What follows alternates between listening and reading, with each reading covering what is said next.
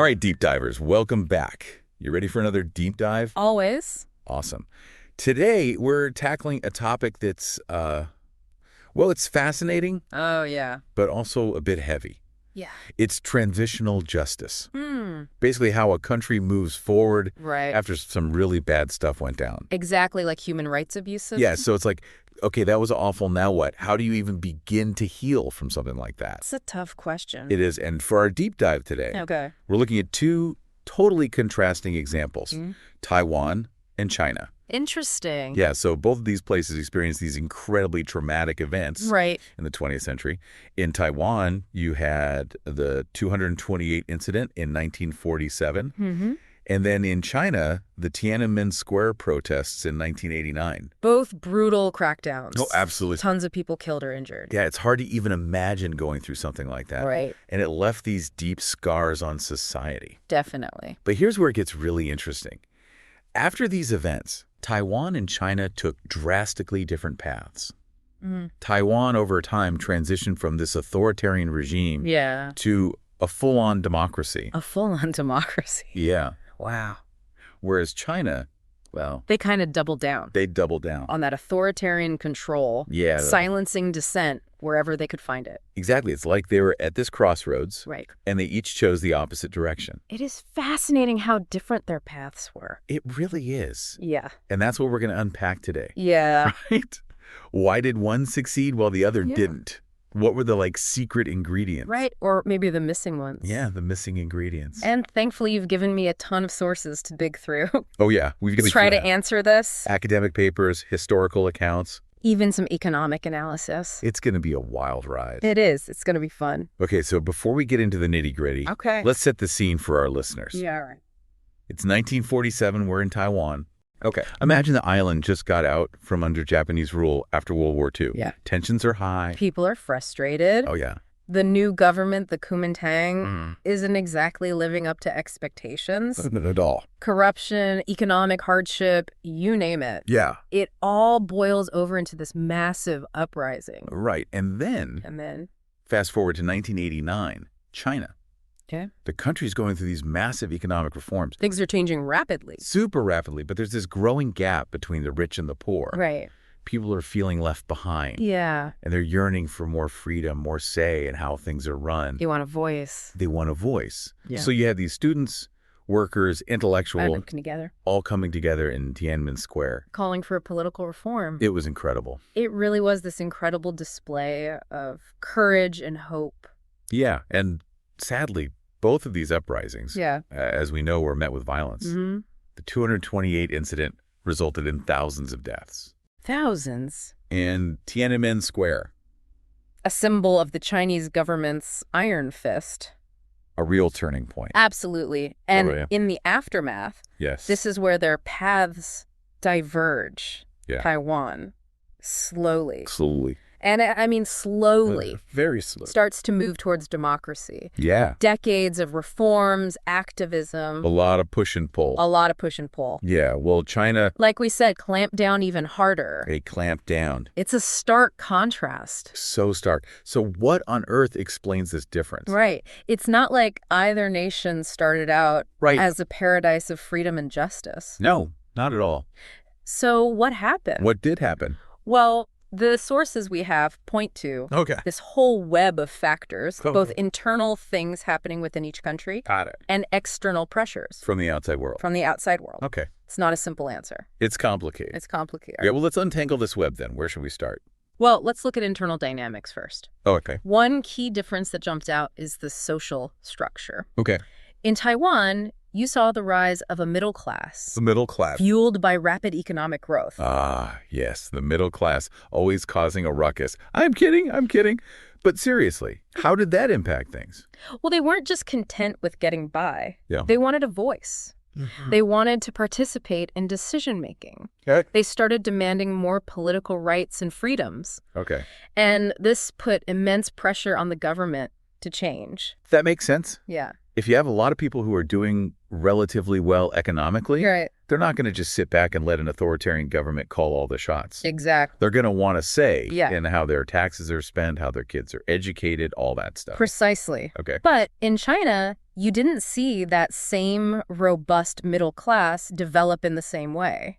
Interesting. The economic reforms, while lifting millions out of poverty, also created this massive inequality. Oh, wow. And that lack of a unified, powerful middle class probably made it easier for the CCP to maintain control. So it's like if you're struggling to put food on the table, demanding democratic reforms might not be your top priority. Survival takes precedence. Right. And the CCP capitalized on that. Okay. They focused on economic growth and stability, arguing that democracy would just lead to chaos and undermine progress. Okay, so that's one piece of the puzzle. Social structures. Right. What else is going on internally? Well, the political systems themselves were different. Okay. Now, Taiwan's authoritarian regime, while repressive, wasn't a monolith. It wasn't. There were factions within the Kuomintang, some of whom were open to reform. So even within an authoritarian system, you had some wiggle room. You had some wiggle room, some potential for change. Interesting. Exactly. And this allowed for gradual reforms over time. Okay. They started with local elections, then expanded suffrage. Got it. Slowly building towards a more democratic system. Interesting. It wasn't perfect, but there was this capacity for evolution. So it's not just about being authoritarian or democratic. No. It's about how rigid or flexible that system is. Precisely. The CCP's structure, on the other hand, is much more rigid. It emphasizes ideological purity, top-down control, and very little tolerance for dissent. Yeah. This makes it incredibly resistant to any kind of fundamental change. So we've got these internal dynamics at play.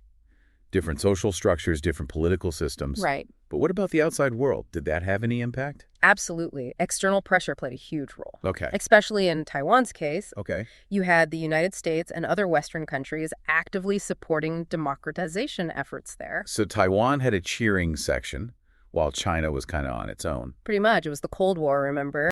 And promoting democracy was seen as a way to counter the spread of communism. Yeah. So Taiwan got economic aid, military support, diplomatic pressure was applied to push for reforms.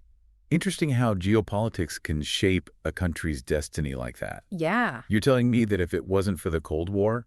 It's impossible to say for sure, but it certainly played a significant role. Okay. Now, in China's case, there was much less external pressure for reform. Interesting. In fact, some argue that the West's hands-off approach after Tiananmen Square actually emboldened the CCP to crack down even harder. It's crazy how the actions of other countries can have such a ripple effect. Right. And this gets us to another crucial factor highlighted in the source material.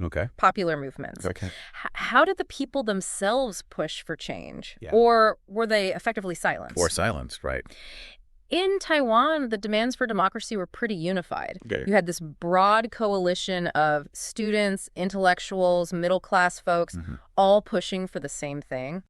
More rights, more freedom. Got it. A say in how their country was run. Okay, so strength in numbers. Strength in number. The government couldn't just ignore or suppress a whole chunk of their population. Right. Especially when the world was watching. Right, especially when the world was watching. But what about China?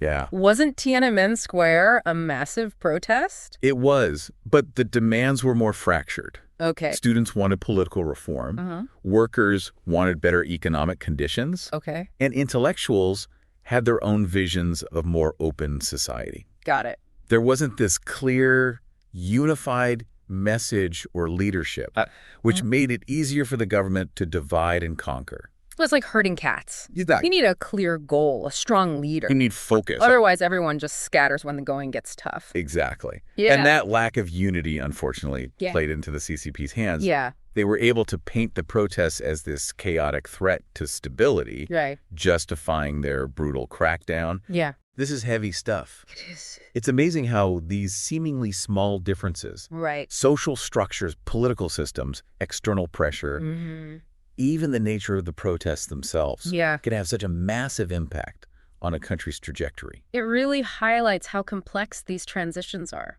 It does. There's no magic formula, no one-size-fits-all approach to achieving democracy. Damn, my brain is buzzing with all this information. It's a lot. It's like trying to drink from a fire hose. There's one thing from the source that really caught my eye. Okay.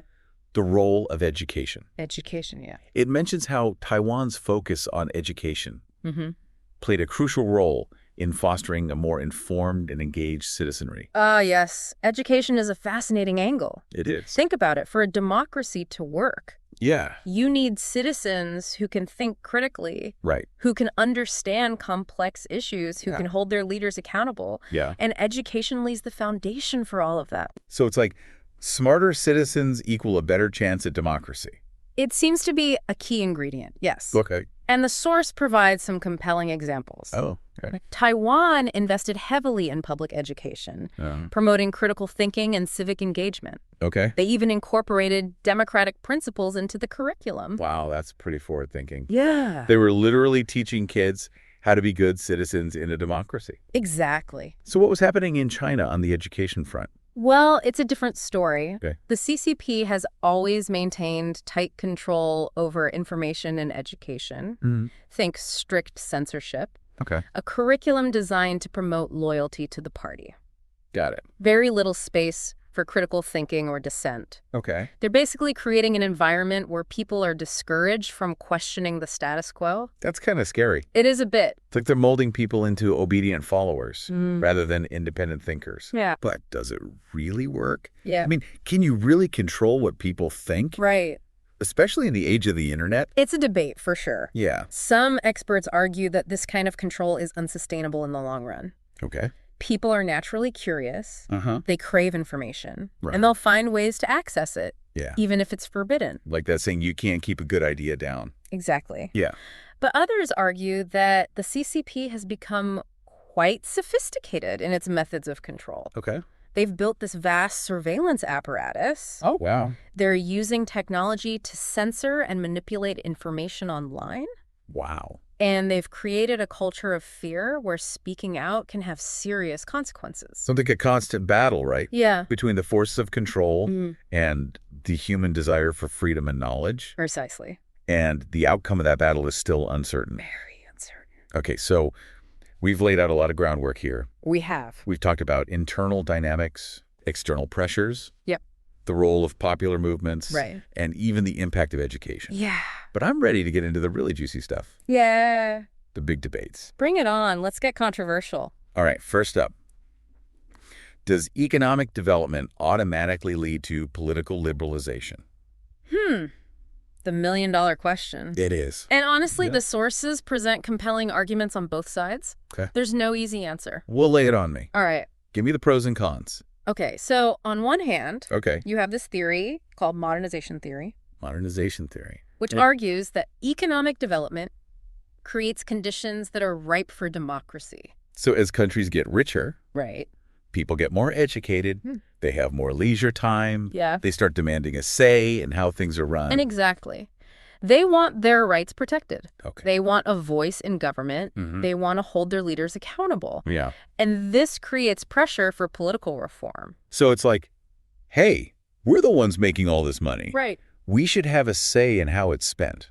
Exactly. Okay. And Taiwan is often cited as an example of this. Okay. As their economy grew, Yeah. the middle class expanded, and they became a powerful force for democratic change. But then you have China, right? Right. Their economy has been exploding for decades. Yeah, it has. And they're still as authoritarian as ever. Yes. So does modernization theory just go out the window? Well, some scholars argue that China is an exception, not the rule. But They say that the CCP has figured out okay. how to decouple economic development from political liberalization. Decouple. What does that even mean? It means they found a way to keep growing the economy Okay. while maintaining a tight grip on political power. Oh, okay. They argue that the Chinese people are willing to trade some political freedom Okay. for economic prosperity and stability. So it's like, sure, I can't vote, but at least I could afford a new iPhone.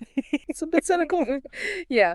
But that's the argument. Okay. And they point to the fact that China has lifted millions out of poverty, Right. created a thriving middle class, Yeah. and become a global economic powerhouse, They have. all while remaining authoritarian. Okay, I see their point. But doesn't that just mean they're kicking the can down the road? That's the question. What happens when people get richer, more educated, and start demanding more than just material comforts? That's the big question. It is. And it gets to the heart of this debate. It does. Is China's model sustainable in the long term? Yeah. Or are they just delaying the inevitable? This is giving me a headache. It's a lot. I need a snack break. I just want to give another shout out to Micky from Mickytolife. His channel is a treasure trove of inspiration, and he's a huge Sip&Talk fan. Absolutely. Make sure to check him out and maybe even share your awesome podcast intro with him once you've created it. Before we delve into that can of worms, let's move on to the next debate. We talk about how external pressure played a role in Taiwan's transition. But can outsiders really force change?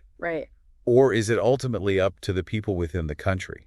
That's the question. The classic debate about intervention versus sovereignty. It's a tricky one. It is tricky. With passionate arguments on both sides. Hit me with those arguments. Okay. Let's have a good old-fashioned intellectual brawl. All right, so on the pro-intervention side, you have folks who argue that sometimes outside pressure is necessary to nudge authoritarian regimes towards reform.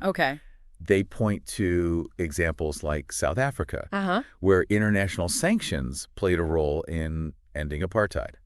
So it's like shape up or we'll ship out. Exactly. Economic sanctions, diplomatic pressure, maybe even the threat of military action. Right. The idea is that you use whatever leverage you have to force the regime to change its behavior. And sometimes it works. Sometimes it works. But isn't that kind of meddling in other countries' affairs? That's the counter-argument. Who are we to tell them how to run their country? Exactly. The anti-interventionists say that this kind of interference violates a nation's sovereignty and can actually backfire. Well, it can fuel nationalist sentiment, creating a rally around the flag effect. People might resent the outside pressure and become more supportive of their government, even if they disagree with its policies. That makes sense. If someone tells you you can't do something, you're more likely to want to do it just to prove them wrong. Exactly. Yeah. And it can also give the regime an excuse to crack down even harder on dissent. Oh, wow. They can paint their opponents as foreign puppets, undermining any internal push for reform. So it's like too much pressure. And you risk making things worse. Exactly. It's a delicate balancing act. And it really depends on the specific context. The nature of the regime, the strength of the opposition movement, and a whole host of other factors. So there's no easy answer. No easy answer. It's all about finding the right balance, which is easier said than done, right? Absolutely. And it highlights the complexities of international relations. It really does. And the ethical dilemmas involved in intervening in other countries' affairs. Last debate and maybe the biggest one of all. How sustainable is the Chinese model of authoritarianism in the long term? That's the question that keeps a lot of people up at night. It does. And the sources offer some intriguing perspectives, but no definitive predictions. It's really anyone's guess at this point. Well, let's have some fun with it. Play devil's advocate for a sec. Make the case for why the Chinese model might actually be successful in the long run. All right. Challenge accepted. So here's the argument. China has found a way to make authoritarianism work in the 21st century. They've figured out how to leverage technology, economic power, and cultural values to create a system that's both stable and prosperous. They argue that Western-style democracy is simply not suited for China's unique history, culture, and vast population. I can see that. They've got a point about cultural differences. What works in the West might not necessarily translate to a country with such a different history and set of values. Exactly. And they argue that their model is more efficient. They can make decisions quickly, implement policies effectively, and adapt to changing circumstances without being bogged down by messy democratic processes. So they're like the super efficient CEO of a nation. Making all the tough calls without having to consult the board of directors. That's the analogy they would use, yes. And they point to their economic track record as proof that their model is working. They've lifted millions out of poverty. They have. Created a burgeoning middle class, and become a major player on the global stage. They have. So they're basically saying, look at our results. We're delivering the goods. Who cares if we don't have free and fair elections? Yeah, that's a good point. And they argue that Western democracies are in decline, plagued by political gridlock, economic inequality, and social unrest. They see themselves as offering a viable alternative, a model that other countries might even start to emulate. Okay. That's a pretty compelling case. Yeah. But I'm not totally convinced. Okay. What about the arguments against the sustainability of the Chinese model? Well, the biggest critique is that you can't suppress human nature forever. People crave freedom. Yeah. They want to say in how their lives are governed, and they're not going to be content with just economic prosperity forever. So at some point, people are going to say, enough is enough. Yeah. We want more than just a bigger TV and a faster internet connection. We want a voice.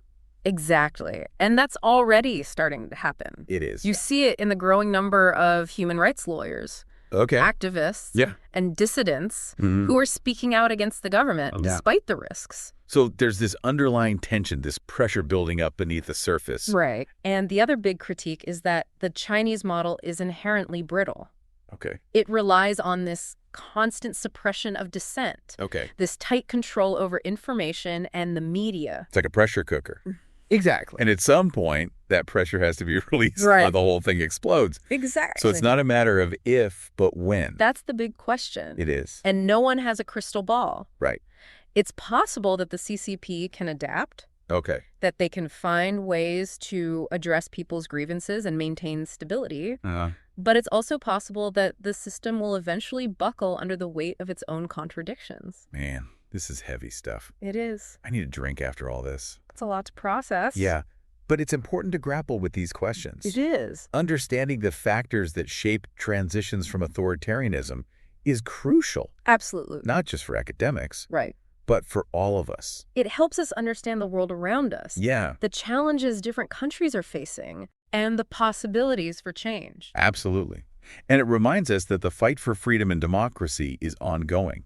It's a struggle. It is. That's been playing out for centuries. It has. And it's one that we all have a stake in. We do. Okay. Before we wrap up, there's one point from the source material that I want to circle back to. Okay. It's this idea that there might be lessons from the Taiwanese experience that could potentially be applied to other nations grappling with similar transitions. So other countries going through the same thing. Exactly. That's a powerful thought. And it speaks to the value of comparative analysis. It does. By studying these contrasting cases, we can glean insights into what works, what doesn't, and the potential pitfalls to avoid. Exactly. So it's not just about understanding the past, but also about shaping a better future. Precisely. And that's why this kind of deep dive is so important. It is. It's not just an intellectual exercise. Wow. It's about equipping ourselves with the knowledge and understanding to make a difference in the world. All right, deep divers. I think we've officially reached maximum brain capacity for today. I think we have too. So let's do a quick recap for our listeners who might have zoned out during all those intense debates. That's all right. We started with this big question. Why did Taiwan transition to democracy while China went the opposite direction? Right. After experiencing these huge, violent uprisings. Huge question. Huge question. And we explored a bunch of factors, right? We did. We talked about the role of social structures, like the emergence of a strong middle class in Taiwan. Yeah. We dug into the differences in their political systems, with Taiwan's authoritarian regime being a bit more flexible. A bit more flexible. Shall we say? We shall. It's like one of those bendy straws compared to a stiff piece of spaghetti, right? That's a good one. One has a little give, the other snapped. But seriously. We also talked about how external pressure from the West played a role in Taiwan's case. Yeah. While China was basically left to its own devices. Left to their own devices. And let's not forget the power of the people. The demands for democracy in Taiwan were super unified. Right. While the Tiananmen Square protests were more fractured. Yeah. Which made them easier to suppress. It's like that old saying, united we stand, divided we fall. Man. There are so many pieces to this puzzle. It's complex. It's a really complex issue. It's making my head spin. I hear you. But you know what else is making my head spin? What's not? The source material left us with. The source material left us with this final, super thought-provoking question. Okay. Are there actually any lessons from Taiwan's experience that could be applied to other countries trying to break free from authoritarianism? That's the million-dollar question, isn't it? It is a big one. Can we take what happened in Taiwan and create some sort of roadmap for other nations? Right, exactly. It's tempting. It is tempting. But it's also super tricky. It is tricky. Because every country's different. Right. Every situation is unique. Yeah, it's not like a cookie-cutter solution, right? Right, exactly. But surely there are some common threads, some insights we can glean from Taiwan's success. Absolutely. For starters, Taiwan's experience highlights the importance of building a strong civil society. Okay, strong civil society. Think independent media. Okay. Active citizen groups. No.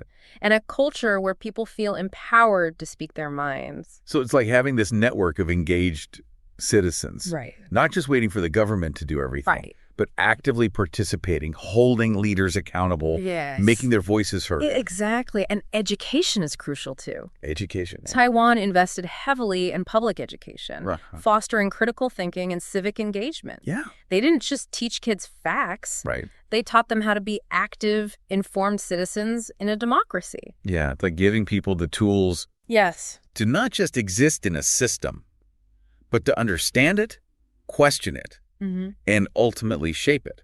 Pretty powerful stuff. Right. And another key lesson is the importance of engaging with the international community. Taiwan was smart about building alliances, leveraging diplomatic pressure, and seeking support from democratic nations.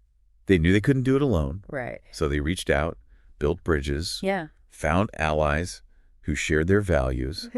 Teamwork makes the dream work, as they say. Exactly. But let's be real, there's no guaranteed formula for success. No. Even with all the right ingredients. Right. Things can go wrong. Of course. Transitions are messy, unpredictable, and often involve setbacks and sacrifices. It's like trying to bake a cake without a recipe. Right? Yeah. You kind of know the basic ingredients. Right. But you're going to have to experiment. Yeah. Make some mistakes. You will. And maybe burn a few cakes along the way. You might. But the important thing is to learn from those mistakes. Absolutely. And keep pushing forward, And to remember that the journey to democracy is never truly finished. That's a good point. It requires constant vigilance, participation, and a willingness to defend those hard-won freedoms. Man, that's some deep stuff. It is. I feel like I've learned a ton today. I'm glad. Thanks to our amazing expert for guiding us through this complex. You're welcome. And fascinating topic. My pleasure. Always happy to dive deep into these important conversations. And to all you deep divers out there, keep those brains hungry for knowledge. We'll be back soon with another deep dive into a new and exciting topic. Sounds good. Until then, keep exploring, keep questioning, and keep diving deep.